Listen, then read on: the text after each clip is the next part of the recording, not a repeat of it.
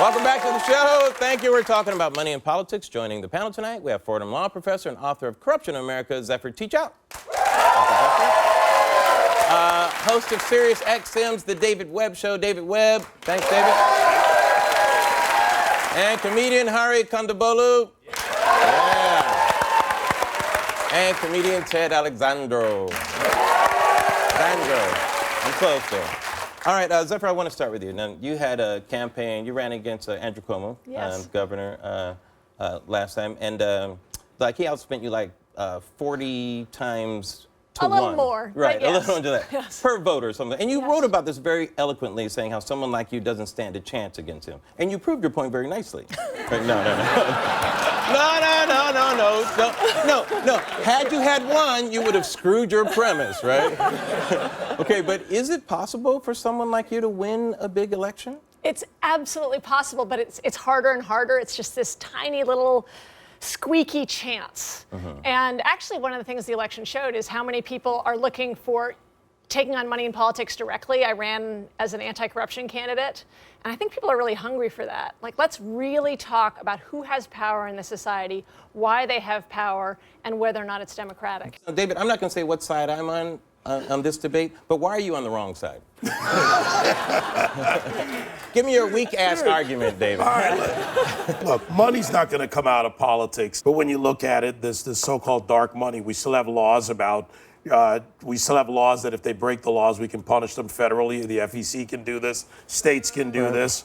So yeah, but it just seems. Go ahead. Okay, well, we used to have laws that if a corporation spent money in a campaign, that was breaking the law, and then the Supreme Court struck that down. Okay, so and that was an anti-bribery law. Right, but no, it wasn't, because you're talking about Citizens United versus FEC in 2010, which was resolved by the Supreme Court. Yeah, that kind of came about because people wanted to show a horrible film about Hillary Clinton. Yeah, but here's the thing. What it did was it reversed. Let's say Larry and I want to walk down the street. You and I are going out talking to people about politics.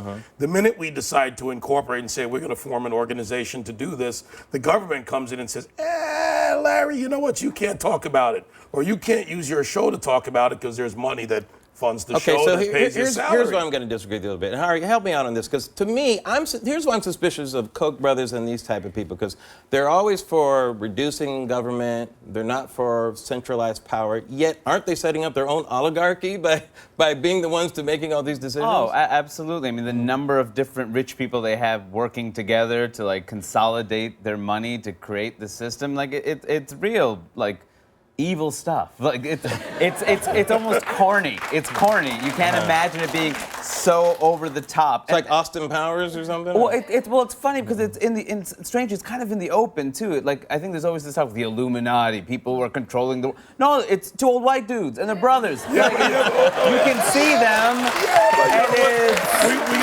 They're not underground. They're near Palm Springs, man. You do a lot of causes. I know you're very active in causes and stuff. But when you're out there, does it feel like this disconnects from people? Is it too wonky for them? Is it not sexy enough for the average person to get around?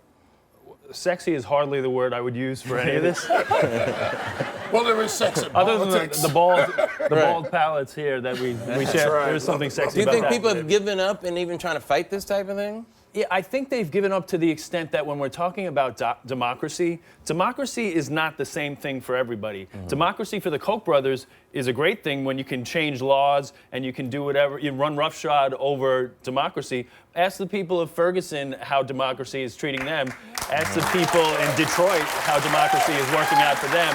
If we're the United States of America, we have to take all of these people into consideration. Okay, I'm a little concerned that are we at a political moment right now? You know, our sides are so divided that middle class is disappearing. Are we at the beginning of maybe a political revolution? I mean, are Democrat and Republican going away? Is it just Koch and Soros now? Are those going to be our political parties? I mean, that's one of the big fears, is that it just becomes this kind of They're like making the decisions. debate between a few billionaires who sort of have slightly different views, but not representative views. And that's a very, very, very real fear. Right, because people say, yeah, but Larry, when you go in the voting booth, you can still decide who to vote for. But I didn't want to vote for kale and tofu. I didn't want to vote for those two things. You know? But you do have that. Look, I agree. When it comes to money, I'd like to remove the darkness, if you want to call it that, which is what you call it from politics. We want transparency. I believe in transparency, and I'm with you on a new movement.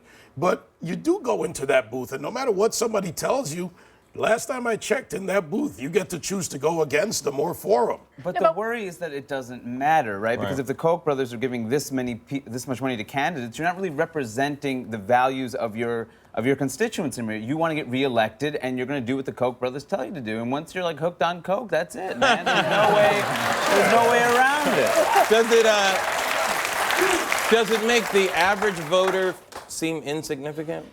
There's a lot of research actually that the more after Citizens United, more people are dropping out. They're feeling more insignificant. But you know what I hope is that we are at a moment where it's sort of like enough is enough. We actually have to change some things. We actually have to pass public financing of elections. So maybe. Right, partner? Yeah, I would say too that we're talking about it's funny they call it dark money because it's old white money. First of all. but secondly, that who even thinks about 2016 and how much they're going to give? I think my friends and I combined maybe have given $889 to And that's a President, lot. let alone 889 million. So I mean, you're talking about. Who has time to sit around and make evil plans and get together in Palm Springs? Who has a master plan other than evil people? Yeah. Does it get rid of grassroots campaigning? Because it seems like candidates, you now have to audition. Like on the Republican side, if you're not for certain things, you're